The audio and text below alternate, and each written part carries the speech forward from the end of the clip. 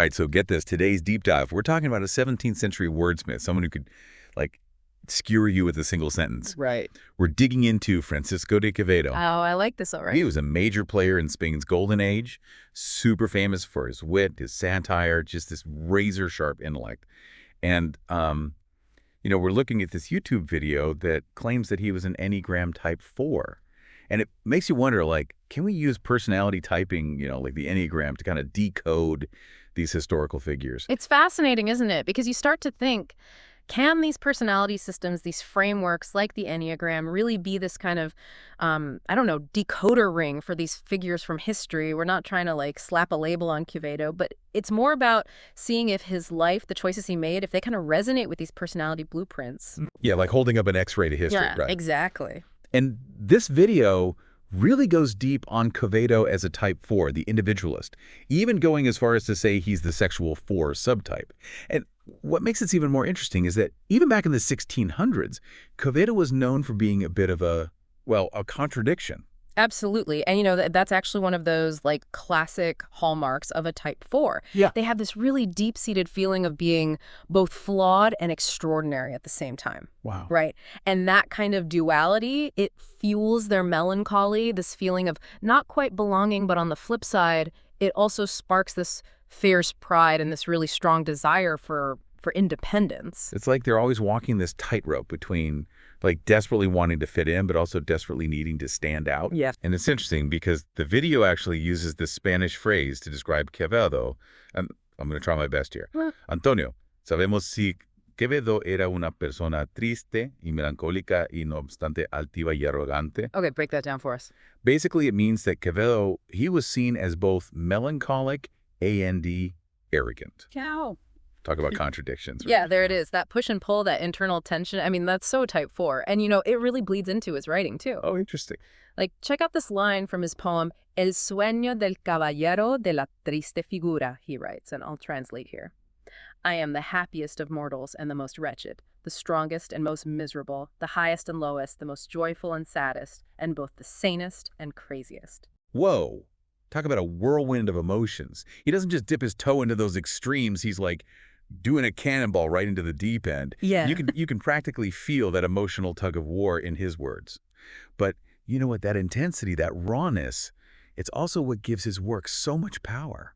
Exactly. And that's really what Type 4s on the Enneagram, that's what they're all about. They embrace those emotional depths. They experience that full spectrum of feelings, and they experience it with this intensity that most people don't, and this becomes the wellspring for their creativity, especially in their art. Yeah, and the video even points to this, saying, and I'm paraphrasing here, that Quevedo used his poetry and plays as an outlet for all this intense emotion, that it practically leaps off the page. And, it goes beyond just raw emotion, too. Type 4s are always on this quest for their own unique identity, their own unique place in the grand scheme of things. They gravitate toward what's different, what sets them apart from everyone else. And the video definitely paints this picture of Quevedo as someone who felt that deeply. It describes him as this individualist who felt different from other people, a scholar, a man of the world, but also solitary, melancholic. It's like he was always straddling that line between engaging with the world and then pulling back into himself. And that's a common thread for 4s. It's not necessarily that they're shunning connection. It's more that authenticity reigns supreme for them. They'd rather walk alone than pretend to be someone they're not.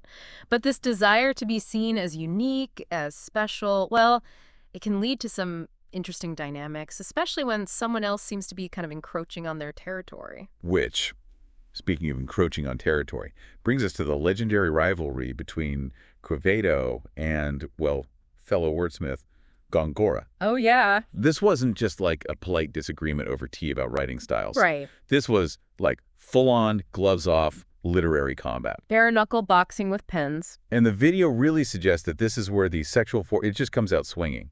Yeah. The sexual 4, sometimes it's called the competitive 4, still has all that core Type 4 individualism, that need to be unique.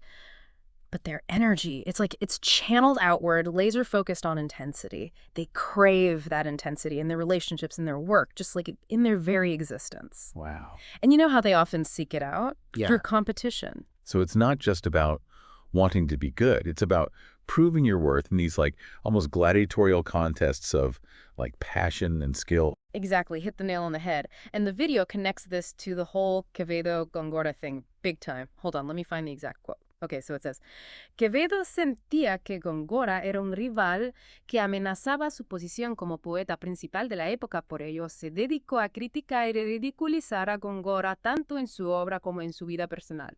Dice que Quevedo felt like Góngora was gunning for his spot as top poet, so he just went after him relentlessly, both in his writing, AD personally. Dang. He didn't just like burn the manuscript. He went after the whole library. But that personal angle is so interesting. It's like for Quevedo, Góngora's success wasn't just like professional jealousy. It was this existential threat.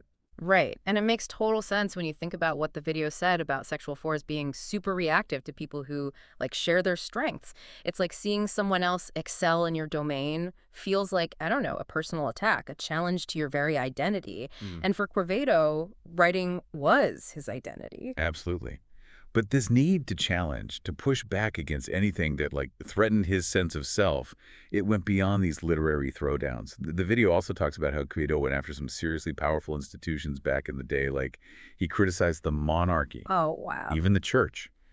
And we're talking 17th century Spain here, not exactly known for being like super chill about dissent. No, not exactly the most tolerant of times. So to speak out like that, it took some serious guts.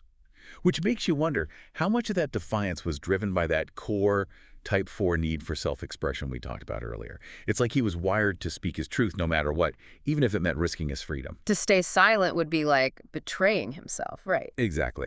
It's Speaking of intense, there's this whole other layer to Quevedo that the video digs into his writing style itself. And I don't just mean what he wrote about, but the actual how. Oh, I see what you mean. It's like he took all that inner turmoil, all that intensity and passion, and just poured it into his writing.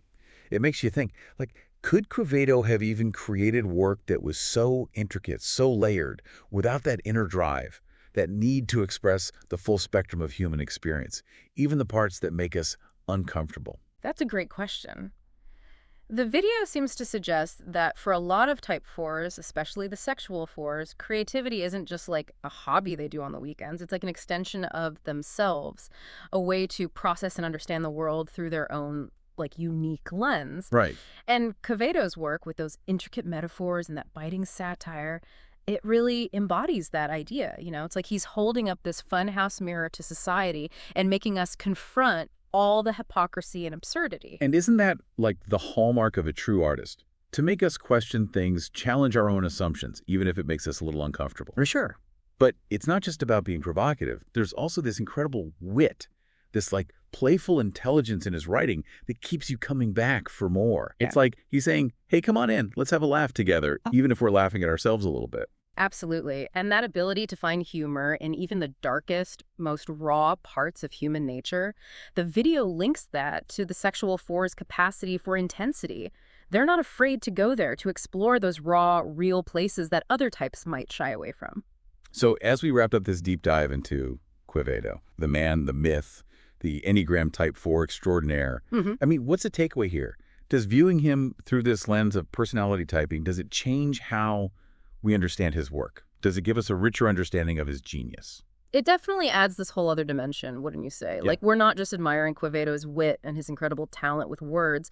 We're starting to understand the forces that might have shaped his unique voice. We're seeing the melancholic soul, the fierce individualist, the relentless seeker of truth. It's like we've been given this backstage pass to the theater of his mind. And while we can never really fully know the man behind the words, this exploration through the Enneagram, it gives us this new appreciation for all his complexities, his contradictions, his just sheer audacity. It reminds us that even literature from like centuries ago, it can still speak to the human condition in these really powerful ways. Absolutely. And you know, that's the beauty of looking at art through different lenses. It helps us uncover new layers of meaning and connect with the past in these surprising and really fresh ways. So to our listeners, we leave you with this. How has this deep dive changed your own perspective on Quevedo? Does it make you want to go back and revisit his work, maybe look for those telltale signs of the type 4, the sexual 4, woven into his writing? We'd love to hear your thoughts. Until next time, keep exploring, keep questioning, and keep those deep dives coming.